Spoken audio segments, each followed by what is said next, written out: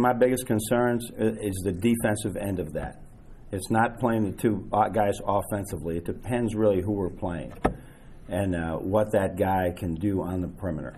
And so Jordan is one of our guys we really feel good about going out and chasing around a Deshaun Thomas, a Chris Watford, but can the other guys do that?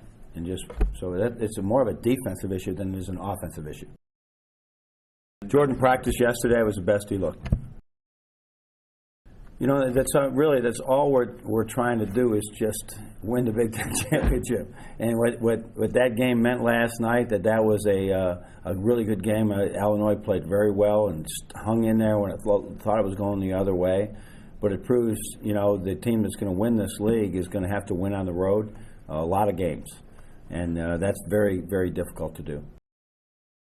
We just looked at it, and most of it was out of inexperience. But I think we got so locked into individual matchups that, you know, we were trying to shut down a couple of people in all those games and didn't go back to we're trying to shut them down, but you still have to be at the midline. You still have to be in the paint when your man doesn't have the ball. So a lot of inexperience out there on defense, and as every game changes, whether it's the Wisconsin offense, that's very different than the Indiana, which is very different. Ohio State was very patient as well, but at times are explosive.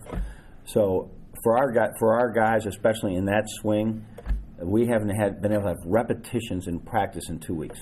I mean, you just can't rep the day after a game. You win at Illinois, you come back, you can't rep that day. Now you're getting ready for the game, you can't tire them out that game. So yesterday we got reps in, and that's what we need. If we stay in the zone, they might score 1,000 points, but we're working at it. But we might lose 1,000 to something because we just give up points in the zone.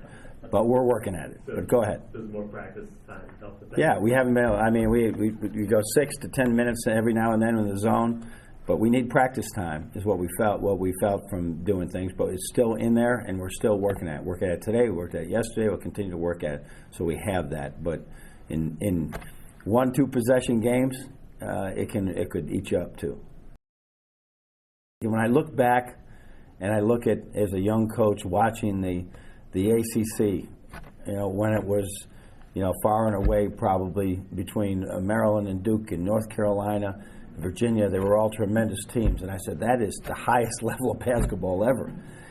That's what our league is in these particular years right now. It is, we have 4 or 5 teams that really, with breaks, can go a long way. So that's what we're seeing, you know, 50% of the time, those are the games you're going to see. You know, with some teams, you have to understand that the game's going to be in the 50s, 40s, 50s, 60s.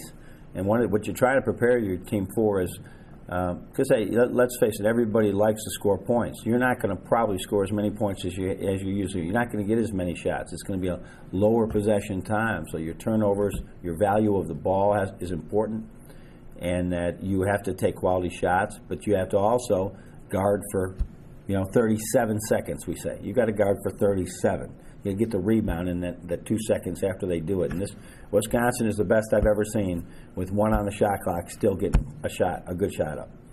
So that's what we just tell them. But it's hard to practice all those things. But our scout team will do it today, which kills guys like Esso and Josh because they want to jack up shots. They want to be more like some of the other teams. But Wisconsin, you're going to have to be patient. Our scout team today.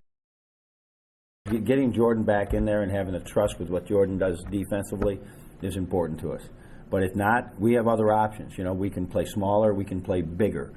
Somehow we try and get him about 5 more minutes is what we'd like to do.